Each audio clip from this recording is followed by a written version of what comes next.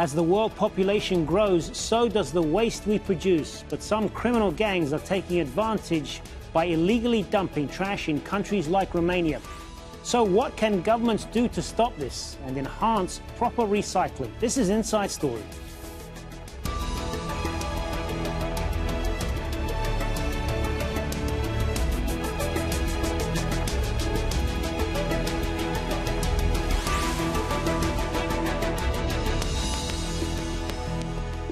Hello, welcome to the program. I'm Hazem Sika. Illegal waste dump has become a huge issue for many countries around the world. This is especially the case in Eastern European nations like Romania and Bulgaria. Trash that should have been recycled or treated properly is often dumped or burned in open fields, creating a health and environmental risk. Criminal gangs have long taken advantage of this problem and facilitated the dumping of even more illegal waste.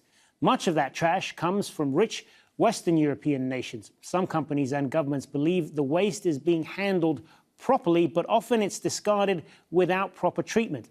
And all that waste is killing natural habitats by polluting the water and air around them, while governments are forced to spend millions of dollars every year to clean it up. So what should countries do to implement proper waste management and prevent illegal dumping? We'll put that to our guests shortly, but first, a report from Andrew Simmons on how Romania is dealing with this issue.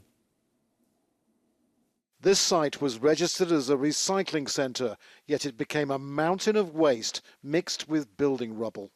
Ignored by local authorities for more than 10 years until now. A lot of plastic,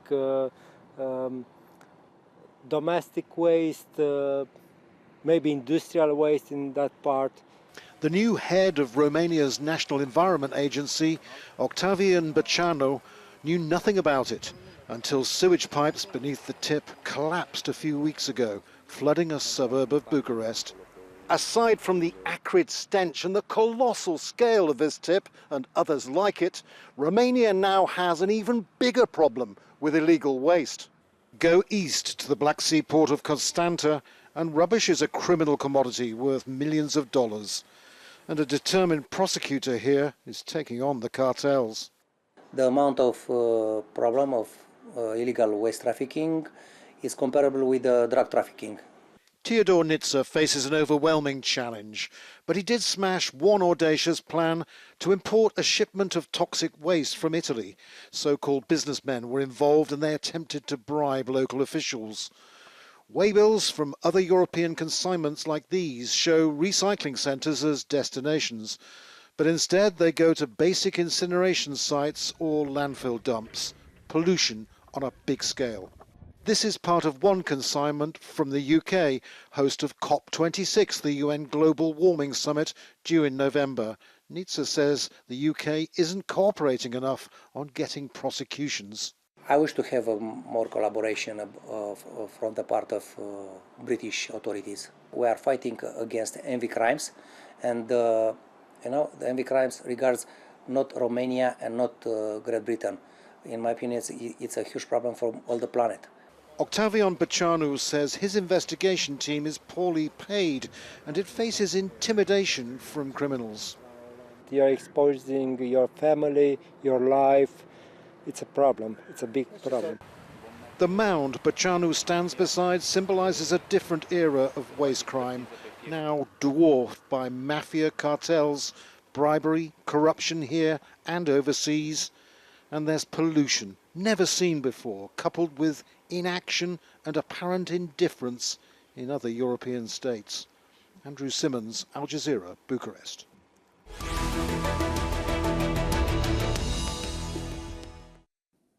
Well, let's bring in our guests now. In Sydney, we have Edward Kosior, environmental entrepreneur and managing director of Nextek, a recycling consultancy. In Brussels, we have Thornfinn Stainforth, policy analyst at the Institute for European Environmental Policy. And joining us in Beirut, Ziad Abishakir, founder of Sika Environmental, an environmental, industrial and engineering organization. A warm welcome to all of you. Thornfinn Stainforth, if I could start with you, just give us a sense of the scale of this problem and how bad has it gotten in the last few years?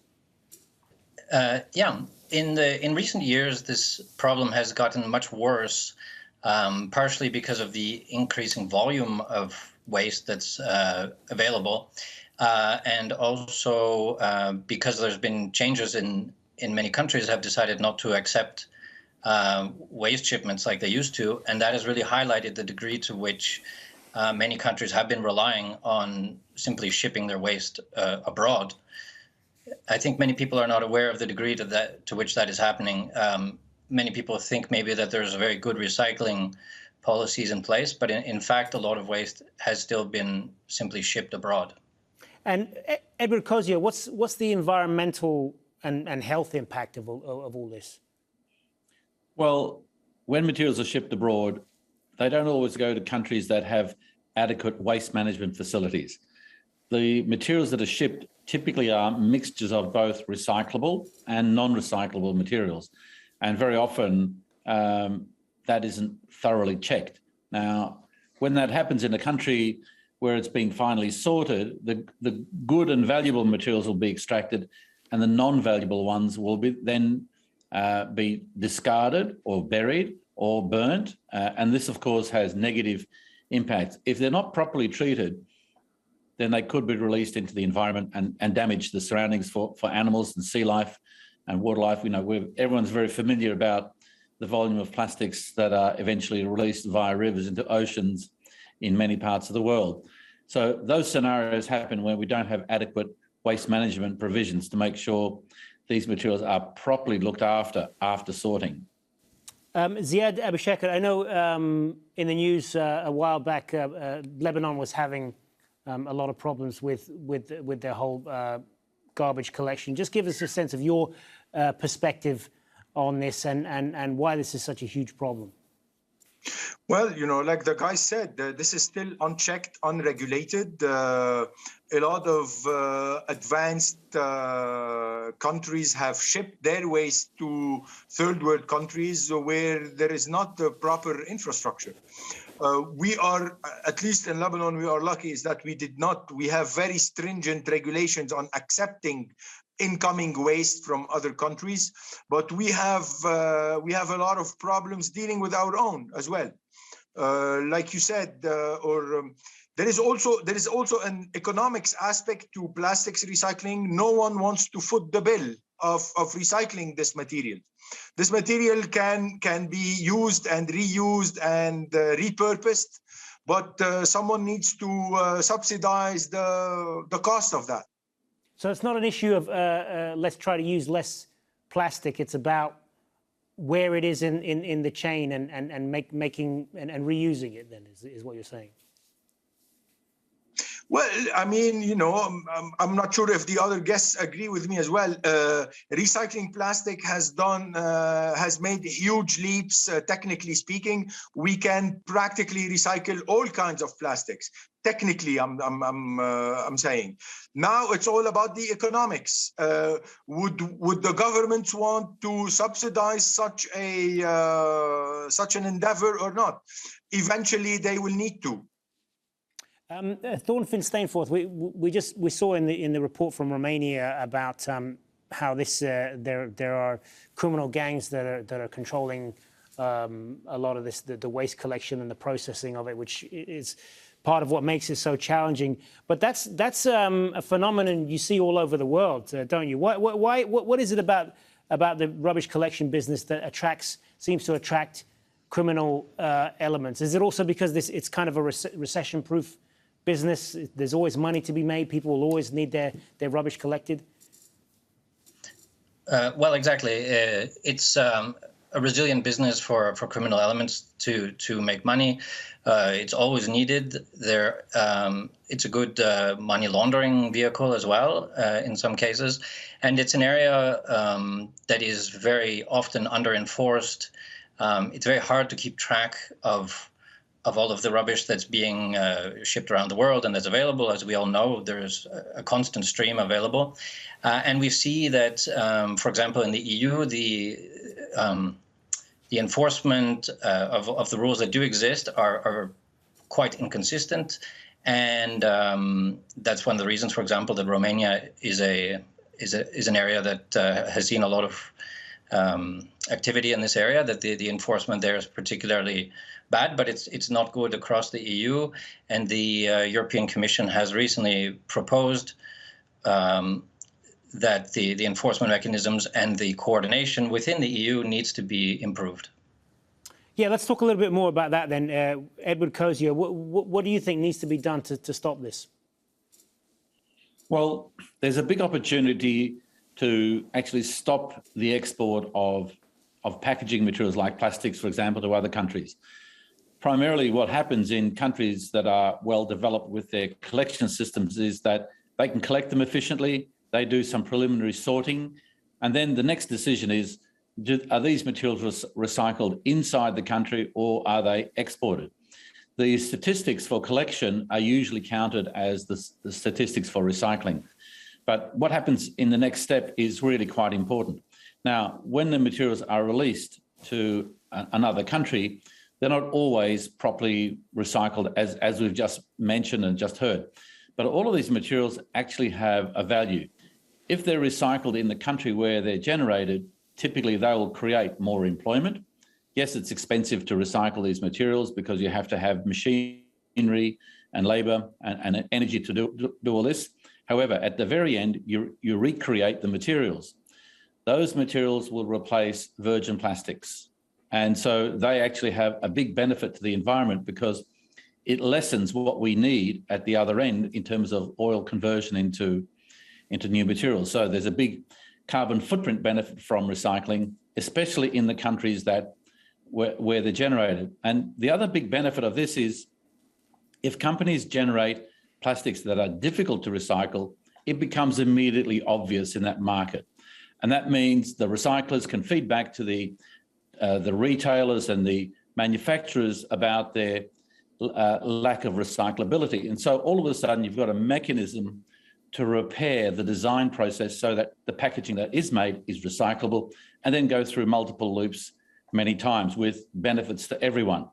So the prime benefit there is the mechanism is to restrict the outlet of recycled materials to other countries. Now, this is already happening, but obviously the mechanism has weaknesses in it. And that's why we end up with examples like the one you've put forward.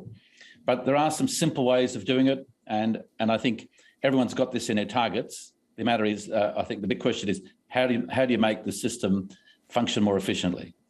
Ziad Abishekar, at what point in the chain can something be done to stop this? I mean, you mentioned how Lebanon has very tough laws against collecting waste from outside the country. So that's one area where you can toughen things up. But where else is the best place to tackle the problem? I think, we should, at the UN,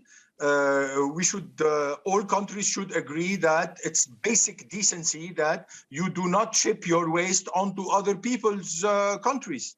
It is as basic as that. Once you forbid export of any plastic waste material, then you couple that with some local programs, projects, subsidies to encourage local recycling. Like the gentleman said, this creates jobs, economic activity. You have, plastic is a fantastic material. This is a material that lasts for 500 years. You can rework it and work it and rework it again and again and again. You can make outdoor furniture with it. We're making vertical farms, structures with it. It's a very versatile material to work with.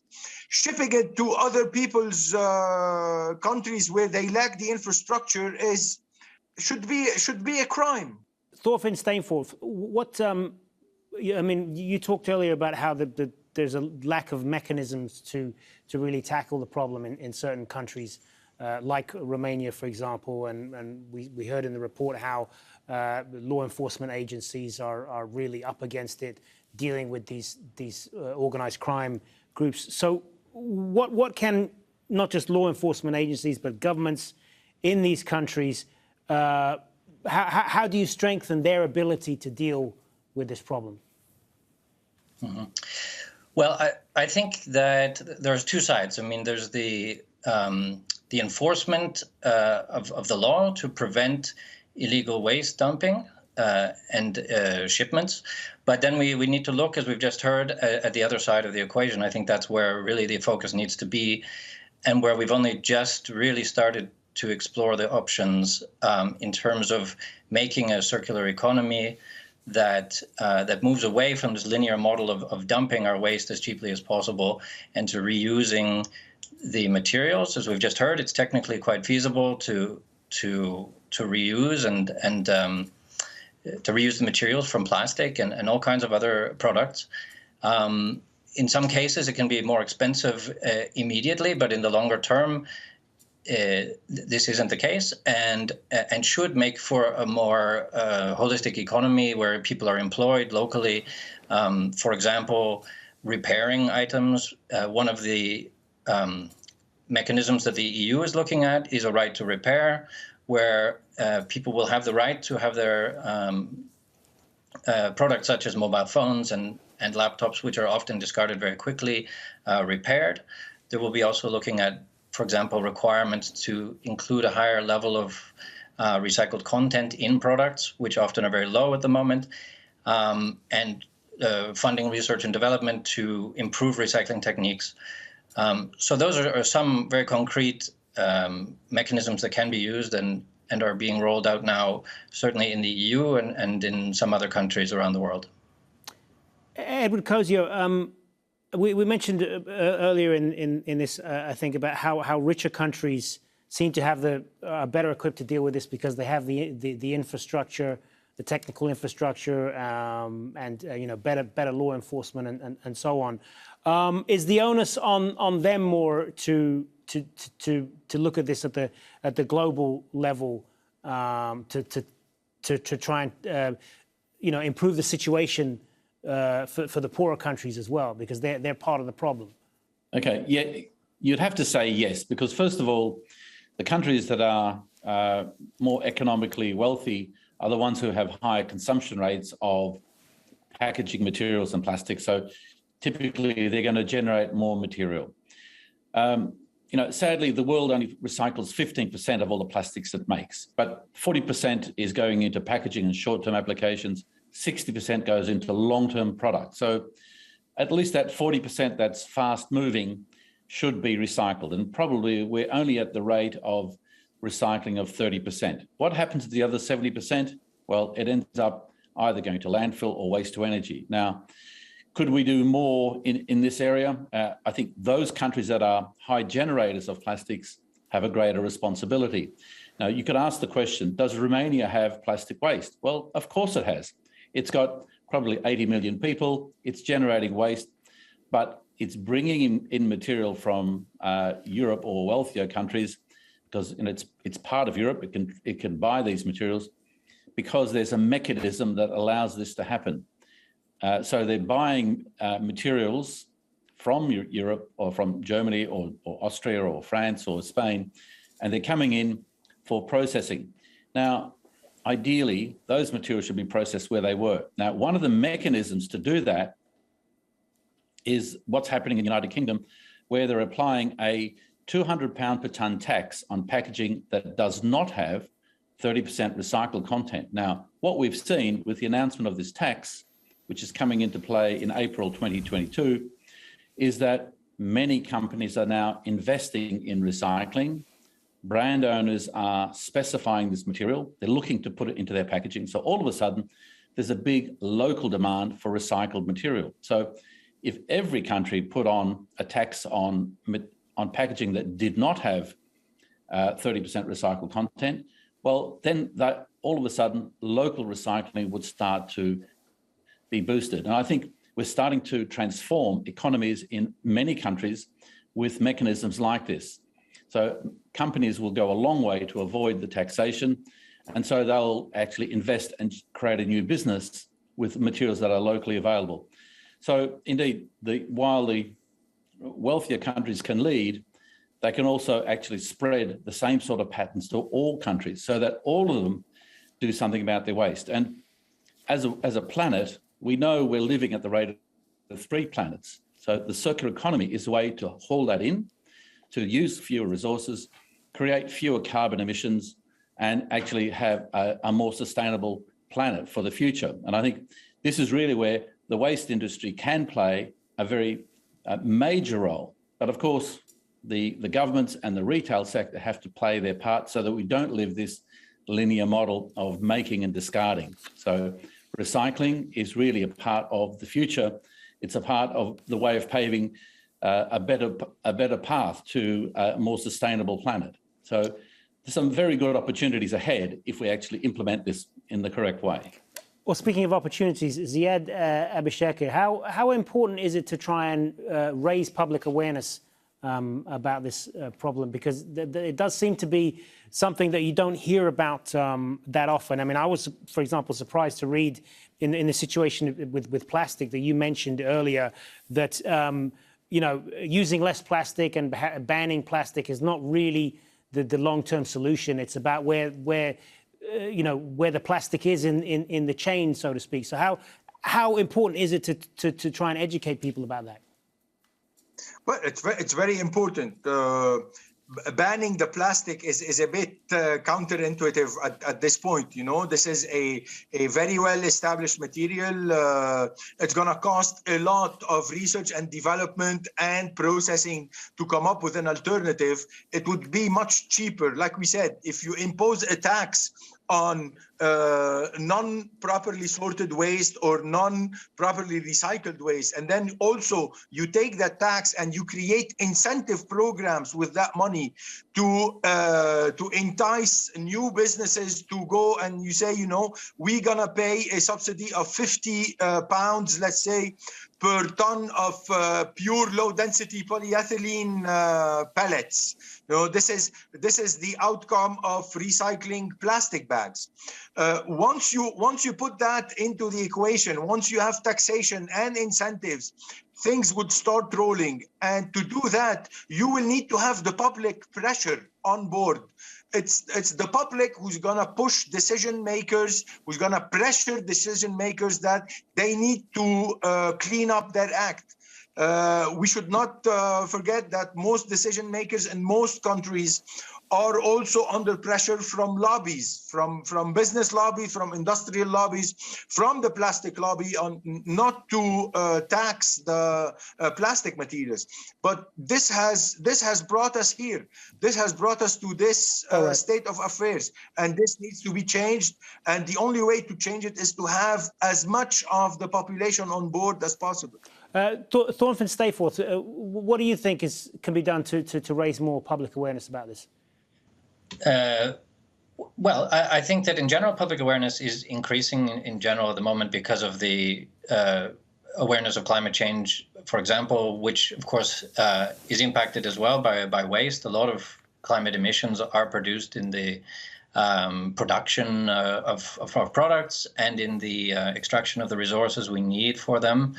So if we can reduce the amount of material that we use and increase the circularity of our products, the better.